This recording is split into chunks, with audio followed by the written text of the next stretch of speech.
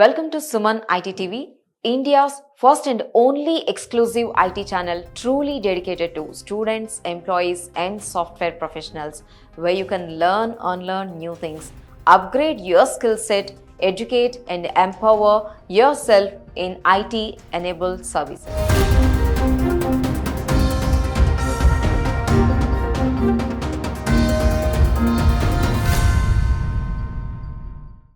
Hi hello నమస్తే welcome to Suman IT TV. So tech టాక్స్లో ఈరోజు ప్లేస్మెంట్ అనేది ఎలా సాధించాలి అంటే చాలామంది కూడా ప్లేస్మెంట్ సాధించడానికి ముప్పు తిప్పలు పడుతూ ఉంటారు, ఏదో కోర్సులు నేర్చుకుంటారు. కానీ వాటన్నిటికీ ఒక పర్ఫెక్ట్ డైరెక్షన్ ఇవ్వడానికి 12 years మరి ఎక్స్పీరియన్స్ ఉన్న ట్రైనింగ్ ప్లేస్మెంట్ ఆఫీసర్, అలాగే ఒక మన ప్లేస్మెంట్ డైరెక్టర్ భార్గవరామ్ గారు మనతో పాటు ఉన్నారు. Hi sir. Hi, welcome to Suman IT TV. Thank you. So మన టెక్ టాక్స్ లో ఈరోజు స్పెషల్గా మన ప్రేక్షకులకి Sir. ఏం చెప్దాం అనుకుంటున్నా అంటే అసలు ప్లేస్మెంట్స్ అనేది ఎలా సాధించగలుగుతారు అండ్ ఆ ప్లేస్మెంట్ తెచ్చుకోవడానికి కూడా కాలేజెస్లోనే తెచ్చుకోవచ్చు, కానీ అక్కడ కాలేజీలలో తెచ్చుకోకుండా చాలా మంది కూడా ఇక్కడ బయటకు వచ్చి కోర్సులు నేర్చుకోవడం కానీ ఇలా జరుగుతూ ఉంటుంది. ఇలా ఎందుకు జరుగుతూ ఉంటుంది? మొదటగా మనం తీసుకున్నట్లయితే ప్లేస్మెంట్ అనేది కాలేజీల్లో తీసుకోగలిగితే 100% ఒక ఈజీ టాస్క్ లాగా అయిపోతుంది. రైట్. చదివిన సంవత్సరం, second year, third year, fourth year చదివేదాకా కూడా ఒక కంపెనీ మనకు వస్తున్నది అనేంత వరకు ఆ ప్లేస్మెంట్కి వెళ్ళాలి, ప్లేస్మెంట్ తెచ్చుకోవాలి, జాబ్ అవేర్నెస్ అనేది ఉండదు. ఒకసారి ఏదన్నా కంపెనీ వచ్చింది అంటే దానికి ఎలా ప్రిపేర్ అవ్వాలి, ఏ కంపెనీ వచ్చింది, ఆ కంపెనీ లాస్ట్ టైం ఏం అడిగింది, ఆ లాస్ట్ టైంలో అంతకుముందు ఏం అడిగింది, దాన్ని ఎలా ప్రిపేర్ అయ్యి ఎలా ముందుకెళ్ళాలి అనేది ఉండదు. 80% ఆఫ్ ద స్టూడెంట్స్లో ఈ ల్యాగింగ్ వల్లే కాలేజీలో ఉన్నప్పుడు మనకు ప్లేస్మెంట్ రాకుండా పోతుంది. కాలేజీలో ఉన్నప్పుడు ప్లేస్మెంట్ తెచ్చుకోవడం చాలా సులువు. కేవలం మనకు అవేర్నెస్ లేక మనం ఏదన్నా ఒక ఇన్స్టిట్యూట్ని ఎత్తుక్కోవడమో బయటికి రావడమో జరుగుతుంది. బట్ ఇన్ఫ్యాక్ట్ కాలేజీలో ప్లేస్మెంట్ జరిగినప్పుడు చాలా ఈజీగా జరుగుతుంది. ఒకటి సెల్ఫ్ ఇంట్రొడక్షన్ అడగడం, ఇంగ్లీష్ కమ్యూనికేషన్ మీద ఎలా ఉంది చూడడం, అనలిటికల్ నాలెడ్జ్ ఎలా ఉంది చూడడం, అంతవరకు వెళ్తారు కానీ అంతకంటే డెప్త్ వెళ్ళరు. ఓకే. ఇంకొక మెట్ అడిగేసి ఏదన్నా ఒక చిన్న ప్రోగ్రామ్ కోడ్ రాయడం, మీరు ఎలా థింక్ చేస్తున్నారు, మిమ్మల్ని తీసుకుంటే అసలు మీరు సర్వైవ్ అవుతారా లేదా, మీకు ఆ ఎబిలిటీ ఆఫ్ నాలెడ్జ్ ఉందా లేదా అనేది మాత్రమే మీరు క్యాంపస్లో ఉన్నప్పుడు చూస్తారు. సో ఆ పార్ట్ అయిపోయిన తర్వాత అది మ్యాక్సిమం ఆ అవేర్నెస్ అప్పుడు ఉండకపోవచ్చు. ఈవెన్ నాలాంటోడైనా ఎవరినైనా సరే క్యాంపస్లో ఉన్నప్పుడు ప్లేస్మెంట్ ఒక ఇంపార్టెన్స్ని పిల్లోడికి కానీ తెలియజేస్తే మ్యాక్సిమం అక్కడే అయిపోతారు. క్యాంపస్లో నేర్చుకున్న దానికి బయటికి వచ్చి ఇన్స్టిట్యూట్లో నేర్చుకున్న దానికి ఏంటి అంటే, క్యాంపస్లో నేర్చుకున్నది క్యాంపస్ ప్లేస్మెంట్ వరకు చాలా యూస్ఫుల్ అవుతుంది, గుడ్. బట్ వన్స్ మనం బయటకు వచ్చి మీరు క్యాంపస్లో మీ చుట్టుపక్కల ఉన్న 60 మందితోనో 70 మందితోనో కాంపీట్ చేస్తారు. దాంట్లో మీరు 1:10 రేషియోనో 1:5 రేషియోనో 4 రేషియోనో సెలెక్ట్ అవ్వడానికి ఈజీ ఉంటుంది. బయటకు వచ్చినప్పుడు ఇప్పుడు మీరు టీసీఎస్ తీసుకుంటే నేషనల్ క్వాలిఫైయింగ్ టెస్ట్ NQT అంటారు. మీతో పాటు ఒక 2-3 లక్షల మంది రాస్తారు. మీరు 10 మందితో కాంపీట్ అయ్యి జాబ్ తెచ్చుకోవడానికి, 1,00,000 మందితో కాంపీట్ అయ్యి జాబ్ తెచ్చుకోవడానికి తేడా ఉంటుంది. కాబట్టి మీరు వన్స్ కోర్స్ అయిపోయిన తర్వాత ఎక్కడైతే మనకు ఇన్స్టిట్యూట్లు ఉంటాయో ఇన్స్టిట్యూట్లోకి వచ్చి నేర్చుకోవడం వల్ల రియల్ టైం నాలెడ్జ్ వస్తుంది. బట్ ఎప్పుడైనా సరే ఇన్స్టిట్యూట్లో ఏదన్నా నేర్చుకున్నా, క్యాంపస్లో ఏదన్నా ఉన్నా, ఎక్కడ వరకు అంటే ఒక 30% వరకే మీకు సంబంధించిన టీచర్ కానీ దానికి సంబంధించిన ట్రైనర్ కానీ చెప్పగలరు. మిగతా 70% మాత్రం 100% మీ ఎఫర్ట్ మీదే ఉంటుంది. ఓకే.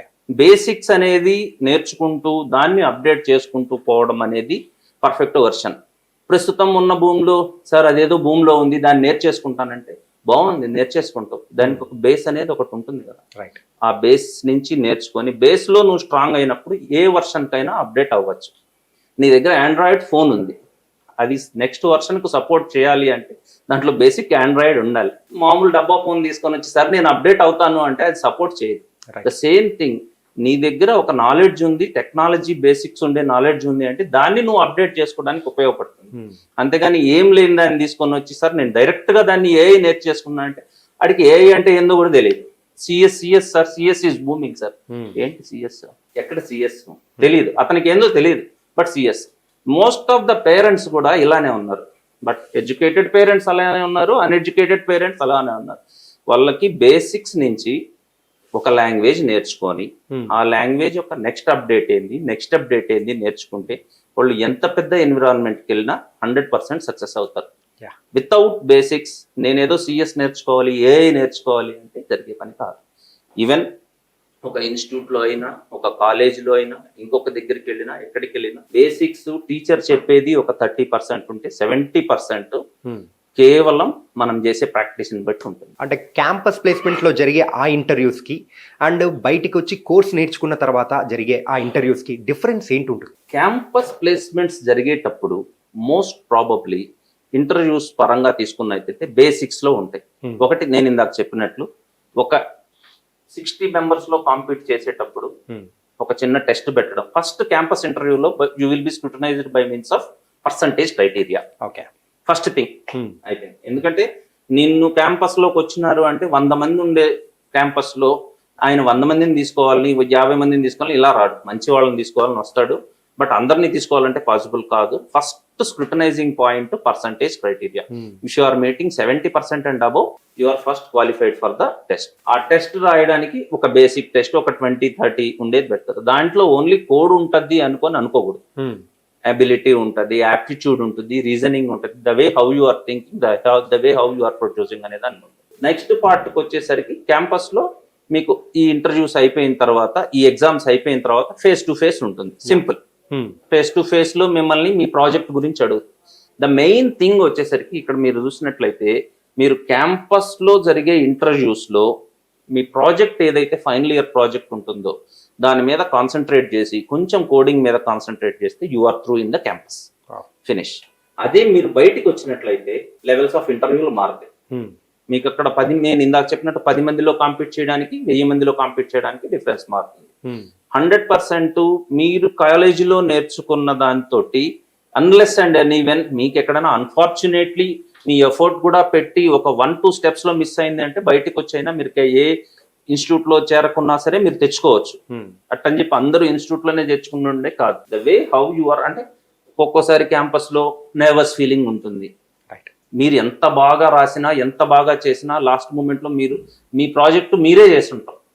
దాన్ని ప్రొడ్యూస్ చేసుకోలేకపోయినప్పుడు first impression is the best impression అన్నట్టు మీరు టెక్నికల్ పర్సన్ కళ్ళల్లో పడి you are good, you are trainable, you are good కూడా కాదు, అట్లీస్ట్ యు ఆర్ ట్రైనబుల్ అంటే you are there placed. Okay, but once you are competing outside you need to face lot of interviews and lot of rounds. ఒకటి coding ఉంటుంది, 2 ఇంకొక part ఉంటుంది, ఇంకోటి ఇంకా ఎంత దూరం ఫైనల్కి వచ్చినప్పుడు హెచ్ఆర్ రౌండ్ లో కూడా రిజెక్షన్స్ జరగచ్చు. సో నేనేం చెప్తానంటే ఎక్కడ ఏ లెవెల్ ఆఫ్ ఇంటర్వ్యూలో మీరు ఫేస్ చేస్తున్నా, ఇది ఒక ఎక్స్పీరియన్స్ క్యాండిడేట్ కావచ్చు, ఒక ఫ్రెషర్ కావచ్చు, you are very comfortable, you tend to go with anything అన్నమాట. Positive. Are you willing to work? అక్కడ అంటాడు ప్లేస్ లో ఉండే అతనికి నైట్ షిఫ్ట్ లో వర్క్ ఉండదు, బట్ మిమ్మల్ని ట్విస్ట్ చేయడానికి are you willing to work in night shift అంటాడు. ఫర్ సపోజ్ ఒక అమ్మాయే అటెండ్ అవుతుంది, are you willing to work night shift? Sir no sir అంటాడు. That's it, you are eliminated. But they are just questioning, they are just testing your ability. You need to be sir ఏ shift అయినా చేస్తాను sir, ఎంత salary అయినా చేస్తాను sir. Your salary is already fixed. It's for fresher, it will start from 4 lakhs, 3.6. It will go around 7 lakhs, 8 lakhs. But twist చేయడానికి are you okay with some package ఇలా అన్నప్పుడు HR round లో major ట్విస్ట్లు ఉంటాయి కాబట్టి you are confident enough, you are there. So company అడిగే questions కానీ so వాళ్ళ క్రైటీరియాకి మనం ఫ్లెక్సిబిలిటీగా ఉంటే వీఆర్ ఇన్ ఎన్ఎఫ్. సింపుల్, ఏది అడిగినా పాజిటివ్ అంతే. Okay, are you willing to work in night shift? Are you willing to relocate Mumbai? ఒక అమ్మాయిని ముంబైలో వేయాలనే థాట్ హెచ్ఆర్ టీమ్కి కానీ వీళ్ళకి కానీ ఉండదు. But they are, if in case ఏమన్నా మన టైం బాగలేక మనం తీసుకున్న తర్వాత ఒక పెద్ద ప్రాజెక్ట్, ముంబై ప్రాజెక్ట్ వచ్చింది, వెళ్ళాలా అనుకున్నప్పుడు మీరు ఆ రోజు నన్ను అడగలేదు సార్, మీరు నన్ను వెళ్ళమనలేదు సార్, ఈ క్వశ్చన్స్ లేకుండా first question, if you are attending any interview you should be very confident and you should tell everything is okay. And ఇంకొక విషయం ఏంటంటే ప్రెసెంట్ ఇప్పుడు బయట మన ఐటీ ఇండస్ట్రీలో మెయిన్గా వినిపిస్తున్న మాట రిసెషన్. సో ఈ రిసెషన్ అనేది ఎవ్రీ ఇయర్ వింటూనే ఉన్నాము. అసలు ప్రెసెంట్ రిసెషన్ వల్ల జాబ్స్ అసలు ఉంటున్నాయా, పోతున్నాయా? రిసెషన్ వచ్చిందా లేదా ఏంటి? రెసెషన్ అనే మాటకి పర్ఫెక్ట్ అర్థం చెప్పాలంటే రెసెషన్ అనేది ఎప్పుడూ ఉంటుంది. ఇవాళ ఏదో ఇండస్ట్రీ పడిపోయింది, రేపేదో ఇండస్ట్రీ వస్తుందనే కాదు. It depends on different fields. ఇప్పుడు ఒక ఫీల్డ్ లో రిసెషన్ ఉన్నాయంటే సరే అనుకోవచ్చు. ఇప్పుడు బ్యాంకింగ్ ఫీల్డ్ ఉండి రిసెషన్ వచ్చిందని మీ ట్రాన్సాక్షన్స్ అన్ని అయిపోయినాయా? లేదు. దాని వెనకాల బ్యాక్గ్రౌండ్ వర్క్ ఎవరు చేస్తారు? ఐటీ పీపుల్ కదా. Yeah, simple. అట్టని చెప్పి ఇప్పుడు ఒక 60 ఏళ్ళు దాటిన అతను ఇంకా స్టిల్ అతను కొనసాగుతాడా? లేదు, అతను ముందుకెళ్తాడు, అతని ప్లేస్ లో రీప్లేస్మెంట్ జరుగుతూ ఉంటుంది. బట్ ఇక్కడ రిసెషన్ అంటే కొంచెం ఫ్లోటింగ్ ఆగింది అంతవరకే. ఈవెన్ కొన్ని డ్రాస్టిక్ చేంజెస్ వల్ల ఒక ఫ్లోటింగ్ ఆగింది. రిసెషన్ అంటే అంతా ఆగిపోయేసి ఇంకా ఏం లేవు ప్రాజెక్ట్స్ అనేది కాదు. మెయింటెనెన్స్ ప్రాజెక్ట్స్ అనేవి ఉన్నాయి, still they are maintaining the project. But the gap ఎక్కడ వచ్చిందంటే ఒక హైప్ క్రియేట్ అయిపోయి వందల వేల సంఖ్యల్లో అవసరం లేకుండానే సమ్ ఇండస్ట్రీస్ వేల సంఖ్యల్లో తీసుకొని వందల సంఖ్యల్లో ఆన్బోర్డ్ చేసి మిగతా వాళ్ళని చేయలేకపోతున్నారు. కాబట్టి ఆ ఇంపాక్ట్ అంతా దీని మీద బట్టి రిసెషన్.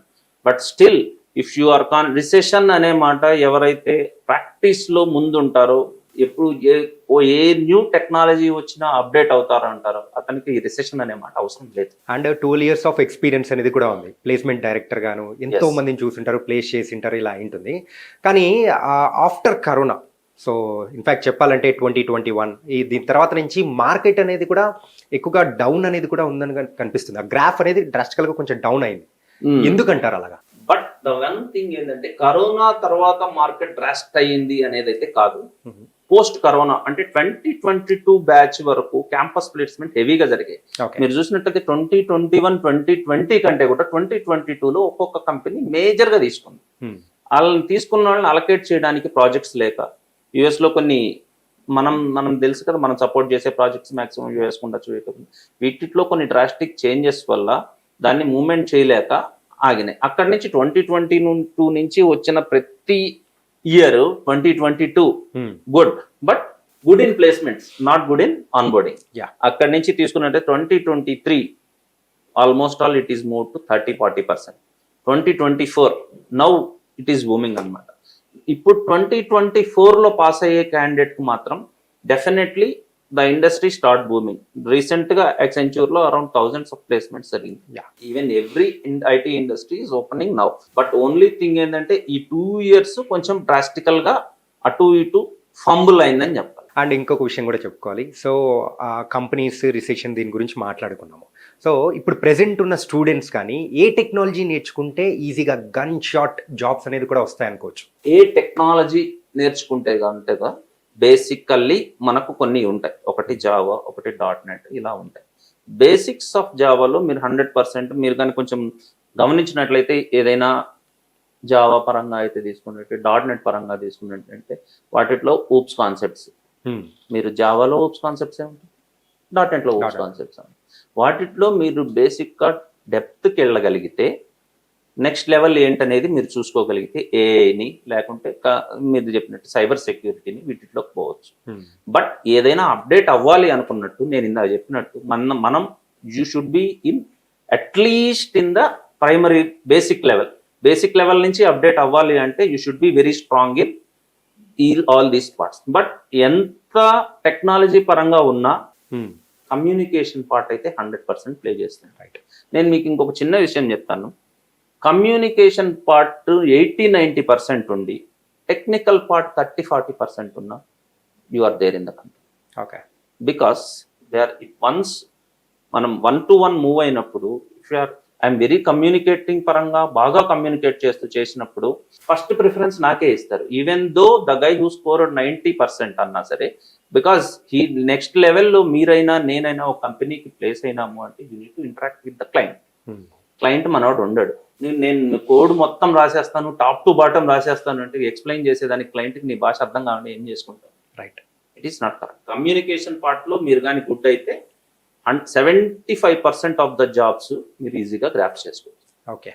మిగతా 30% లేటెస్ట్ టెక్నాలజీస్ అనుకోండి. సో మొత్తం మీద అయితే 100%లో అయితే కొత్త టెక్నాలజీ అనేది ఉండాలి, దాంతోపాటు కొంచెం కోడింగ్ ఉండాలి. మెయిన్గా మేజర్గా అయితే మన కమ్యూనికేషన్ అనేది ఇంపార్టెంట్. 100% ఉండాలి. అండ్ ప్రెసెంట్ అయితే నాన్ కోడింగ్ జాబ్స్ అనేది కూడా ప్రెసెంట్ వస్తూ ఉన్నాయి, బాగా వస్తున్నాయి. దానివల్ల ఏమన్నా ఇంపాక్ట్ ఉండే అవకాశాలు ఉంటాయి వేరే సెక్టార్లలో? ఇది బెస్ట్ క్వశ్చన్. నేను చెప్తున్నాను, ఇప్పుడు నా దగ్గర ఈ మధ్య ప్లేస్ అయిన స్టూడెంట్స్ లో నాన్ ఐటీ సెక్టర్ మీద ఎక్కువ పడ్డారు. నాన్ కోడింగ్ అని అనొచ్చు, నాన్ ఐటీ అనొచ్చు. ఇప్పుడు కంటెంట్ మోడరేటర్ అని ఒకటి ఉంది. ఇప్పుడు మీరు అందరు తెచ్చినట్లయితే గూగుల్లో మీరు చూసే ఏదైతే అబ్యూస్ డేటా అయితే ఉందో, లేకుంటే ఏదైనా యాక్సిడెంట్ కి సంబంధించింది ఏదైనా వేరేదేదో ఉందో, ఇప్పుడు మనం తీసుకున్న వాళ్ళందరూ అంటే గూగుల్ కి అవుట్ సోర్సింగ్ లో ఆల్మోస్ట్ ఆల్ ఒక 10-12 కంపెనీ మేజర్ కంపెనీస్ పనిచేస్తుంది. కొన్ని వేల మందిని తీసుకుంటున్నారు. These are all into content moderators అన్నమాట. సో వీళ్ళందరూ రేపు భవిష్యత్ ఏంది, ఒక 1.5 year అయిన తర్వాత ఒకటి వీళ్ళ ఇంట్లో ఇప్పుడు ఐటీ లేదు అని కూర్చుంటే ఇంకొక 2 సంవత్సరాలైనా అలానే ఉండొచ్చు. రైట్. ఈ 1 year లో ఇండస్ట్రీ ఎట్టుంది, మార్కెట్ ఎట్టుంది, కొన్ని IT companies they are considering even non IT experience up to some extent. Right. So jobs అయితే ఐటీలో ఉన్నంత వరకు నాన్ ఐటీ ఫీల్డ్ భూమిలో, నాన్ ఐటీ ఫీల్డ్ ఒకప్పుడు బీపీఓ సెక్టరా, బీపీఓలో మా ఓన్ చేర్చం, కాల్ సెంటర్ అది అనేవాళ్ళు. ఇప్పుడు బీపీఓ అంటే different. Non IT sector will come under lot of things ఉన్నాయి. గూగుల్ మ్యాపింగ్ ఉంది, కంటెంట్ మోడరేటర్ ఉంది, కంటెంట్ క్యూరేటర్ ఉంది, కొత్త ఐటీ ఇన్ఫ్రాస్ట్రక్చర్ ఉంది, రకరకాలు ఉన్నాయి. సో కోడింగ్ తో కంపేర్ చేసుకుంటే నాన్ కోడింగ్ జాబ్స్ ఎక్కువ ఉన్నాయి అనిపిస్తుంది. నాన్ కోడింగ్ జాబ్సే 100% ఎక్కువ ఉన్నాయి. మీరు గమనించినట్లయితే లాస్ట్ 2 years లో major companies, major projects Google client కి కంటెంట్ మోడరేటర్. రైట్. 100%. ఇప్పుడు మేజర్ కంపెనీస్ కి మేజర్ ప్రాజెక్ట్స్ మొత్తం కంటెంట్ మోడరేటర్. ఇప్పుడు పెద్ద కంపెనీల్లో ఒక 2-3 ఉన్నాయి. వాళ్ళకి అసలు అంతకు ముందు ఈ నాన్ ఐటీ సైడ్ వెళ్దాము, ఈ సెక్టర్ చూద్దామని కూడా లేదు. తప్పదు, ఇప్పుడున్న పరిస్థితుల్లో వాళ్ళు వేల మందిని రిక్రూట్ చేసుకొని చేస్తున్నారు. సో ఆ ప్రాజెక్ట్ మీద వాళ్ళ బిల్లింగ్ అట్టే ఉంది, పిల్లోడు కూడా అలానే మూవ్ అవుతున్నాడు. అండ్ ఇంకొక విషయం sir, ethical hacking. So ethical hacking అనేది మనము కాలేజ్ డేస్లో ఉన్నప్పటి నుంచి వింటూనే ఉంటాం. సో ప్రెసెంట్ ఐటీ ఇండస్ట్రీలో దీని యొక్క పాత్ర ఏంటి, దానిలో ఉన్న జాబ్స్ కానీ ఓపెనింగ్స్ కానీ ఎలా ఉంటాయి, దానిలోకి వెళ్ళాలంటే స్టూడెంట్స్ ఏం చేయాలి? ఎథికల్ హ్యాకింగ్ అంటే ఇప్పుడు ఏదో సైబర్ క్రైమ్ టైప్ లో దాన్ని చూడడం అనేది తప్పు అనమాట. మళ్ళీ జనాలు ఎథికల్ హ్యాకింగ్ అంటే ఓయమ్మ ఇతనికి ఏదో మాయమంత్రాలు చేసేసి మన ఫోన్ ఇది చేసేస్తాడు. But it is definitely needed. Ethical hacking వెళ్ళాలి అనుకున్న టైంలో ఇప్పుడు కాలేజెస్ కూడా ఎథికల్ హ్యాకింగ్ మీద కంటిన్యూస్ వర్క్ షాప్లు కూడా క్రియేట్ చేస్తున్నారు. ఎథికల్ హ్యాకింగ్ గురించి ఒక అవేర్నెస్ ఇచ్చిన తర్వాత, బట్ నేనేమంటానంటే బేసికల్లీ ఒక లాంగ్వేజ్ పెట్టుకొని తర్వాత నువ్వు ఎథికల్ హ్యాకింగ్ అనేది చూసుకున్నట్లయితే it is very good. Because 100% మీకు ఏదైతే ఈ ఎథికల్ హ్యాకింగ్ మీద జాబ్స్ ఏదైతే ఉన్నాయో అవి అందరికీ ఉండాలి అనేది లేదు. It is a part. So ethical hacking is good, but you should be very clear with all the basic technologies along with ethical hacking. ఇప్పుడు సైబర్ సెక్యూరిటీ ఉంది, నేను అదే చెప్తాను, సైబర్ సెక్యూరిటీ ఉంది, అందరూ సైబర్ సెక్యూరిటీకి వెళ్ళిపోతానంటే సైబర్ సెక్యూరిటీకి అంతమంది అవసరం లేదు. ఈ ఫైర్ వాల్స్ క్రియేట్ చేయడానికి, ఏదన్నా సెక్యూరిటీ ఇవి చేయడానికి దానికి అట్లీస్ట్ ఒక 10:3 రేషియో ఉంటే చాలు. అందరూ దానికే వెళ్ళాలని లేదు కదా. సో ప్రెసెంట్ అయితే ఆ వర్క్ ఫ్రమ్ హోమ్ అనేది, ఆ ట్రెండ్ అనేది బాగా నడుస్తుంది. సో ఈ మధ్య అయితే కొంచెం తగ్గింది, మళ్ళీ కంపెనీస్కి రమ్మని చెప్పారు, మాక్సిమం రమ్మని. సో Tier 1, Tier 2 సిటీస్లో ఉన్న పీపుల్ కానీ అక్కడి నుంచి ఈ జాబ్స్ అనేది చేసుకుంటూ ఉంటే కొంచెం ఫ్లెక్సిబుల్గానే ఉంటుంది కదా. 100%.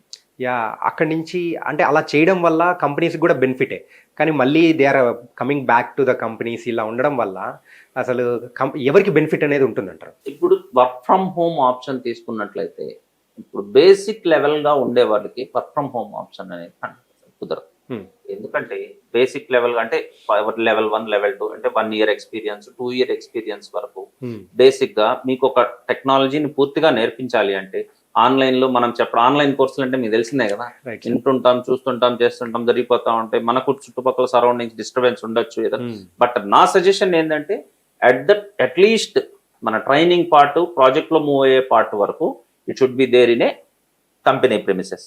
వన్స్ మీరు ఆ ప్రాసెస్ ని పూర్తిగా అర్థం చేసుకొని ఆ టెక్నాలజీని అర్థం చేసుకున్న తర్వాత మీరు work from home option use చేసుకోవడం వల్ల వర్క్ ఫ్రమ్ హోమ్ ఆప్షన్స్ వల్ల చాలా బెనిఫిట్స్ ఉన్నాయి last time. At the same time చాలా డిఫెక్ట్స్ కూడా తయారైనాయి. వర్క్ ఫ్రమ్ హోమ్ అంటే ఇప్పుడు మాక్సిమం ఇంటర్వ్యూస్ పరంగా ఫేక్ చేసినారు, గందరగోళంగా ఇబ్బందులు పడ్డారు. బయటకు వచ్చేసరికి తనకి ఏం తెలియకపోయినా సంథింగ్ ఆల్ ఆఫ్ సడన్ అతన్ని పిలిచి క్వశ్చన్స్ అడిగేసరికి గందరగోళం అన్నమాట. సో వర్క్ ఫ్రమ్ హోమ్ ని పర్ఫెక్ట్ గా యూజ్ చేసుకుంటే మాత్రం Tier 1, Tier 2 సిటీస్ లో ఏదైతే ఉందో అందరికి బెనిఫిట్ ఉంది. ఇప్పుడు మీరు చూసినట్లయితే వరంగల్, కర్నూలు ఈ 2 cities లో మాక్సిమం చాలా వరకు పెద్ద కంపెనీస్ అన్ని ఎస్టాబ్లిష్ అయిపోయింది. జెన్పాక్ అవ్వచ్చు, లేకపోతే కాగ్నిజెంట్ అవ్వచ్చు, టెక్ మహీంద్రా అవ్వచ్చు, ఈవెన్ వరంగల్లో ఉంది, కర్నూలులో ఉంది. They started their operations. So వాళ్ళ ఒక వింగ్స్ అనేది కూడా ఎస్టాబ్లిష్ చేసుకుంటూ వెళ్ళిపోతున్నారు. ఓన్లీ ఒక సిటీ వరకే ప్రెమిసెస్ లేకోకుండా their establish only because of work from home అని చెప్పారు. వర్క్ ఫ్రమ్ హోమ్ ఉన్నప్పుడు మనిషి ఎక్కడో ఉన్నా జరుగుతూ ఉంది. ఇప్పుడు ఈ చిన్న సిటీస్ కూడా డెవలప్ అవడానికి కారణం ఏంటంటే వర్క్ ఫ్రమ్ హోమ్ ఆప్షన్ అన్నారు. అండ్ ఇంకో క్వశ్చన్ సార్, మెయిన్గా అయితే మనము సాఫ్ట్వేర్ ఇండస్ట్రీలో ఎవరైతే ప్రొఫెషనల్స్ ఉంటారో వర్క్ చేస్తున్న వాళ్ళు ఎక్కువగా మెంటల్ హెల్త్ గురించి ఆ బ్యాలెన్స్ అనేది కూడా మెయింటైన్ చేయలేకపోతుంటారు. సో దాని గురించి ఆ కంపెనీస్ ఏమన్నా స్పెషల్ కేర్ తీసుకోవడం కానీ అలా ఏమైనా చేస్తున్నాయంటారా? మెంటల్ హెల్త్ గురించి కంపెనీస్ వాళ్ళ వర్క్షాపులు అయితే ఏమి కొంచెం దాన్ని ఏంటంటే వెల్నెస్ ఈ వర్క్షాపులు క్రియేట్ చేయడం చేస్తున్నారు. బట్ ద ఓన్లీ థింగ్ ఏంటంటే ప్రెషర్ బిల్డ్ అయిన తర్వాత దాని స్ట్రెస్ రిలీఫ్ కోసం ఆల్మోస్ట్ ఆల్ ఫ్రైడే వరకు వర్క్ చేసి సాటర్డే సండే రిలాక్స్ అయిపోతున్నారంటే okay. But unfortunately work from home option వల్ల అవ్వచ్చు, ఇంకో దాని వల్ల అవ్వచ్చు, Saturday also they need to work. Saturday Sunday పూర్తిగా వదిలేసి మండే మార్నింగ్ వర్క్ వచ్చేసిన అంటే ఈ stress levels are 0. Next Monday నుంచి వెళ్ళినారంటే ఇట్ విల్ బి సమ్వాట్ అలా అలా వెళ్ళి బిల్డ్ అవుతుంది. తర్వాత ఇంకో థింగ్ ఏంటంటే మీరు వర్కింగ్ అవర్స్ తీసుకున్నారంటే వర్క్ ఫ్రమ్ హోమ్ లో అవ్వచ్చు, ఇప్పుడు అవ్వచ్చు, రాత్రి 10కి 11 కూడా ఇంటర్వ్యూ మీటింగ్స్ అటెండ్ అవుతా ఉన్నారు. అవును సార్. స్ట్రెస్సింగ్ కంపల్సరీ తప్పదు. మీకు పర్ఫెక్ట్ టైం నుంచి మార్నింగ్ 9 నుంచి 6 వరకు వర్క్ అంటే it will go in a good manner. ఇప్పుడు చూసినట్లయితే నైట్ 10కి 11కి లాగిన్ అవుతున్నారు, ఇంకా స్ట్రెస్ రాకుండా ఉండదు కదా. బట్ స్ట్రెస్ రిలీఫ్ కోసం కంపెనీస్ కూడా టైమింగ్స్ కానీ ప్రాజెక్ట్లో ఉన్న మూమెంట్స్ కానీ అంటే అందరూ 9కి ఓపెన్ చేసి 6 క్లోజ్ చేయాలనేది కాదు. At least at the middle levels వరకు అన్నా సరే కంప్లీట్గా దాన్ని ఎరాడికేట్ చేయగలడం వల్ల ఆ స్ట్రెస్ లెవెల్స్ ఇంప్రూవ్ కాకుండా ఉంటాయి. బట్ యోగా ఉంది, కొన్ని చాలా కంపెనీస్ వరకు కంపెనీస్లోనే జిమ్ సెంటర్ ఉంది, యోగా ఉంది, బట్ వాడుకోవాలంటే టైం లేదు. టైం అనేది దొరకట్లేదు. They are completely fill up. ఏదైతే ప్రోగ్రామ్ ఉందో ఈ స్ట్రెస్ రిలీఫ్ ప్రోగ్రామ్ అని పెడతారు, అదే ప్రోగ్రామ్ టైంలో ఈ మీటింగ్ ఒకటి ఉంటుంది. ఇంకా స్ట్రెస్ లెవెల్ ప్రోగ్రామ్కి ఏం అవుతాడు, స్ట్రెస్సే ఉంటుంది తప్ప స్ట్రెస్సే ఉంటుంది. సార్ అండ్ రీసెంట్ టైమ్స్లో బూట్ క్యాంప్ సర్టిఫికేషన్స్ కానీ ఇలాంటివి బాగా వినిపిస్తూ ఉన్నాయి. అండ్ మీ దగ్గర అసలు డిగ్రీ లేకపోయినా కానీ 4 years డిగ్రీ లేకపోయినా కానీ పర్లేదు, సో ఈ కోడింగ్ సర్టిఫికేషన్ కానీ నేర్చుకుంటే చాలు అని చెప్పేసి కూడా కొన్ని కంపెనీస్ ముందుకు వస్తున్నాయి. దీనివల్ల సో ప్రమాదం అంటారా, గుడ్ అంటారా? నేను మ్యాక్సిమం దీనివల్ల ప్రమాదమే అంటాను. ఎందుకంటే online certification up to some extent is good. అసలు నీ దగ్గర బేసిక్ నాలెడ్జ్, ఇందాక మనం అన్నట్టు బేసిక్ నాలెడ్జ్ అనేది ఒక స్కూల్కి వెళ్తేనో కాలేజ్కి వెళ్తేనో వస్తుంది. నా దగ్గర ఏం లేదు, నేను డైరెక్ట్గా నేను కోర్స్ నేర్చేసుకుంటాను అంటే అది it will go in a wrong way. Online certification courses are good, but online certification కోర్సెస్లో ఎంతవరకు ఉపయోగం అంటే నీకు ఏదన్నా ఒక లెవెల్ వరకు బేసిక్ నాలెడ్జ్ ఉండి దాని తర్వాత ఆన్లైన్ సర్టిఫికేషన్ కోర్సెస్ కూడా దానికి ఒక ఇది పెట్టాలి. ఓకే, మీరు కంపల్సరీ మినిమం మీకు ఇంజనీరింగ్లో ఒక 60-70% ఉంటేనే ఆన్లైన్ సర్టిఫికేషన్కి ఎలిజిబుల్ అంటే it is very useful. Okay, unless and even నీకు ఇంజనీరింగే ఇవ్వలేదు ఆన్లైన్లో సర్టిఫికేషన్ చేసేసుకొని వెళ్ళిపోతానంటే అది ఒక 10-15% ఆఫ్ ద పీపుల్కి మాత్రం ఉపయోగపడుతుంది, కానీ 90% of the people it will go in a wrong side. అంటే కొత్త ఇప్పుడు మనం పిల్లల్లో ఎలా క్రియేట్ అవుతుందంటే నేను కాలేజీకి పోకపోయినా పర్లేదు, నేను స్కూల్కి పోకపోయినా పర్లేదు, నేను ఆన్లైన్లో ఏదో నేర్చేసుకుంటే అయిపోయింది అంటే జరగదు కదా. సో దానివల్ల ఏంటంటే ఆ 4 years డిగ్రీకి ఉన్న వాల్యూ అనేది కూడా తగ్గిపోతుంది కదా. బేస్ లేకుండా మీరు ఎంత దూరం పోయినా గాలిలో మేడలు కట్టడం వంటిది. ఇది ఆన్లైన్ సర్టిఫికేషన్ కోర్స్ కూడా అంతే. మీకు బేస్ లేకుండా మీరు ఎంత దూరం ఎగురుతానన్నా అది ఎక్కడో ఒక దగ్గర క్లిక్ అయి ఉంటుంది. ఎవరో ఒకరు ఆయన 10th క్లాస్ నుంచే నేరుగా ఆన్లైన్ నేర్చుకొని 12 లక్షల జాబ్ వచ్చేసింది అంటారు. పాపం అతనికి అయితే నిజంగానే వచ్చి ఉంటుంది, బట్ అందరికి వర్కౌట్ అవ్వదు. అది అతను వర్కౌట్ అయిందని చెప్పి మనం దాన్ని పాపులర్ చేసి అందరూ దాన్నే చేయాలంటే మాత్రం ఉంటాం. అండ్ ఇంకో క్వశ్చన్ సార్ ఏంటంటే చాలామంది బీటెక్ ఫైనల్ ఇయర్లో కానీ చదువుకునేటప్పుడు సో ఏదైనా ఆన్లైన్ కోర్సెస్ నేర్చుకోవాలి అని అనుకుంటారు. సో అది యాడెడ్గా ఉంటుంది, సో ఏదైనా ఇంటర్వ్యూస్కి వెళ్ళినా కానీ అనుకుంటారు. సో అలాంటి వాళ్ళు ఏ సర్టిఫికేషన్స్ చేస్తే బాగుంటుంది అంటారు? ఇప్పుడు సర్టిఫికేషన్స్ ఏ సర్టిఫికేషన్ చేస్తే బాగుంటుంది అనే బదులు సర్టిఫికేషన్స్లో కాలేజ్ ఎన్ని రకాలు ఉన్నాయి. సర్టిఫికేషన్స్లో ఇప్పుడు జావా సర్టిఫికేషన్ ఉంది, నువ్వు జావా సర్టిఫికేషన్ చేస్తే నీకు రేపు పొద్దున్న ఫ్యూచర్ ఏంటి.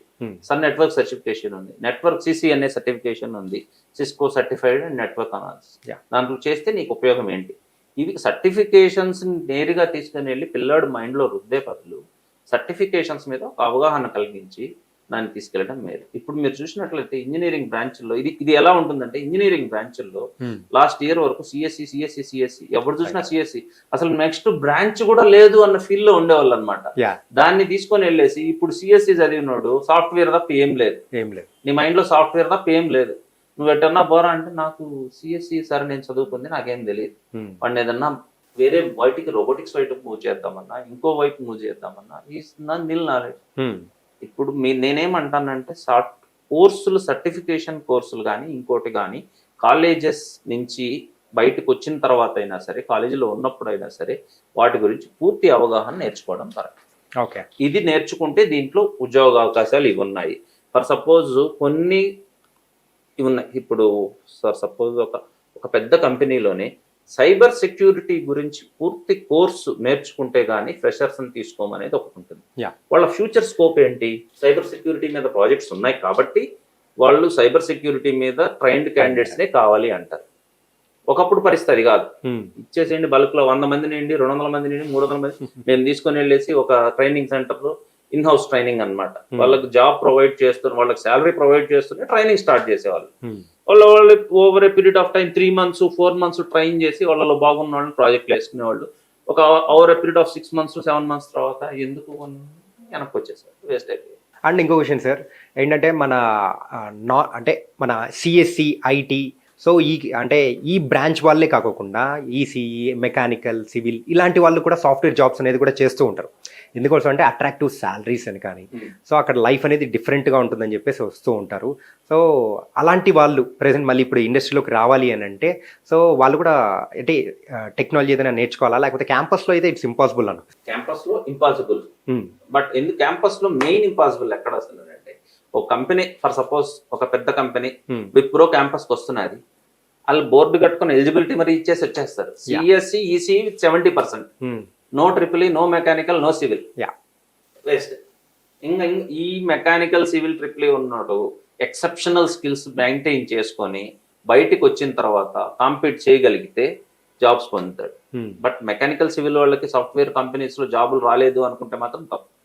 కొన్ని కంపెనీస్ కి మాత్రమే they are very specified that only CSE and ECE people are eligible. Rest of the companies, they don't have that much things. Right. If you are good at skills, you are good. Sir and present అయితే లో code, no code అని చెప్పేసి చాలా companies కూడా ఆ టూల్స్ని use చేస్తున్నాయి. దీనివల్ల అసలు బెనిఫిట్ ఏముంటుందంటారు అసలు? ఇప్పుడు లో కోడ్, నో కోడ్ దగ్గరికి వచ్చేసరికి ఏ స్టూడెంట్ అయినా ఇర్రెస్పెక్టివ్ ఆఫ్ బ్రాంచ్, సిఎస్సి తీసుకోవచ్చు, ఈసీఈ తీసుకోవచ్చు, మెకానికల్ తీసుకోవచ్చు, సివిల్ కూడా తీసుకోవచ్చు, ఎవరన్నా they can do low code, no code. But the thing is that low code, no code ని ఒక బేసిక్ ఎస్టాబ్లిష్మెంట్ చేయాలి అంటే మాత్రం they need a specific guy who is very trained and who is good at all the skills. Right. So CSC, ఈసీలో ఉన్నోడు establish చేసిన దాన్ని మనం యూజ్ చేసుకోగలం. అట్టని చెప్పి ఇంకా సిఎస్సి, ఈసీ వాడు ఎందుకు, ఎవరన్నా చేసుకోగలుగుతున్నారు కదా అంటే కాదు. ఎస్టాబ్లిష్ చేయాలి అంటే మాత్రం సిఎస్సి, ఈసీ బ్యాక్గ్రౌండ్ ఉన్నవాడే ఎస్టాబ్లిష్ చేయాలి. దాన్ని ఇంప్లిమెంట్ చేయాలి అంటే మాత్రం, ఎగ్జిక్యూట్ చేయాలి అంటే any background of degree is okay. But ఒక ఇంప్లిమెంట్ చేయడానికి, ఎస్టాబ్లిష్ చేయడానికి మాత్రం స్పెసిఫికల్లీ ఈ బ్యాక్గ్రౌండ్ ఉన్న వాళ్ళు కావాల్సింది. But it is useful to all the branches. కానీ ప్రెసెంట్ అయితే ఆ ట్రెండ్ అనేది బాగా వినిపిస్తుంది. ఏ యూజ్ చేసుకుంటే సరిపోతుంది కదా అని చెప్పేసి కంపెనీస్ కూడా. బేసిక్ నేను చెప్పినట్లు దీన్ని అంతటికీ ఒకటి ఎస్టాబ్లిష్ చేయాలంటే, ఒక కోడ్ రాయాలంటేనే, కోడ్ రాస్తేనే జరుగుతుంది కానీ వర్క్నే అది ఎక్కడో నో కోడ్ ఉంది ఎస్టాబ్లిష్ చేయాలంటే చేయలేము. అండ్ ప్రెసెంట్ అయితే క్లౌడ్ కంప్యూటింగ్ మీద జాబ్స్ అనేది కూడా ఎలా ఉన్నాయి? ఆ స్కిల్స్ అనేది ఐటీ ఇండస్ట్రీలో ఎంతవరకు ఉపయోగపడతాయి అంటారు? క్లౌడ్ కంప్యూటింగ్ మాక్సిమం ఇప్పుడు ఉన్న బేసికల్లీ మనం ఏం తీసుకున్నాం డిపెండ్స్ ఆన్ క్లౌడ్. ఇప్పుడు అంతా క్లౌడ్ లోకి మూవ్ అవుతాం. మీరు అన్నట్టు ఆర్టిఫిషియల్ ఇంటెలిజెన్స్, క్లౌడ్ కంప్యూటింగ్ వీటి మీదకే మూవ్ అవుతాం. రైట్. బట్ ఏది ఎలా మూవ్ అయినా మీకు 4 ఏళ్ల ముందు ఆర్టిఫిషియల్ ఇంటెలిజెన్స్ ఏందో తెలియదు, క్లౌడ్ ఏందో తెలియదు, ఇంకోటి ఏందో తెలియదు. అప్పుడు జాబ్స్ ఉన్నాయా లేవా? వచ్చినాయి కదా. బట్ నేనేమంటానంటే బేసిక్ లెవెల్స్ ఆఫ్ థింగ్స్ ని డెవలప్ చేసుకుంటూ దాన్ని ఎన్హాన్స్ చేసుకోవడానికి మీకు లేటెస్ట్ టెక్నాలజీస్ ఉపయోగపడాలే కానీ బేసిక్కే లేకుండా మొత్తం క్లౌడ్ అనేది మాత్రం ఇట్ వోంట్ గో. ప్రెసెంట్ అయితే ఉన్న ఇండస్ట్రీలో సో జాబ్స్ అనేది కూడా ఏ ఇండస్ట్రీ మీద ఎక్కువగా ఉన్నాయి? అండ్ రాబోయే కాలంలో బూమింగ్ టెక్నాలజీ ఏంటంటారు? రాబోయే కాలంలో బూమింగ్ టెక్నాలజీ ఏదైనా ఉండొచ్చు. ఒకటి ప్రస్తుతం ఉన్న ట్రెండింగ్ లో అయితే ఇప్పుడు ఒక ఇంజనీరింగ్ బ్యాక్గ్రౌండ్ స్టూడెంట్ కి తను ఏ కోర్స్ నేర్చుకోవాలి, ఏ కోర్స్ లో చేరాలి, సిఎస్సి, ఈసీ, మెకానికల్, ట్రిపుల్ ఇవి ఉన్నాయి. తను ఏం చేరాలి అంటే ఆల్రెడీ ప్రీ మైండ్ తోటి ఇంట్లో వాళ్ళు అతనికి చెప్పేస్తారనమాట, నువ్వు ఏ చేస్తేనే నువ్వు ఇది వెళ్తావు అని. బట్ నేనేమంటానంటే you should give a perfect example of what is the future scope of every branch. Then మీరు డిసైడ్ అవ్వాలి. సిఎస్సిఏ చేరాలంటే సిఎస్సిఏ వెళ్ళిపోతానంటే కాదు కదా. అందరూ సిఎస్సికి వెళ్ళినా అందరికీ జాబ్స్ ఉండే పరిస్థితి లేదు. బట్ రోబోటిక్స్ చేయాలి, 100% మెకానికల్ బ్యాక్గ్రౌండ్ ఉన్నోడే దాన్ని చేస్తాడు. బట్ కోడింగ్ పార్ట్ ఎగ్జిక్యూట్ చేయాలా అన్నప్పుడు కొంచెం basic of knowledge of things కావాలి. అంటే mechanical in attached with coding will implement in the robotics. అంతేగాని నాకు ఇదే కావాలి అంటే కాదు కదా. సిఎస్సిఏ బూమింగ్ లో ఉంటుందంటే కాదు. But each and every department has specific significance. Thank you so much sir. Thanks for coming the tech talks. So Thank you. Yeah, so guys, ఇది ఇవాల్టి మన టెక్ టాక్ షో.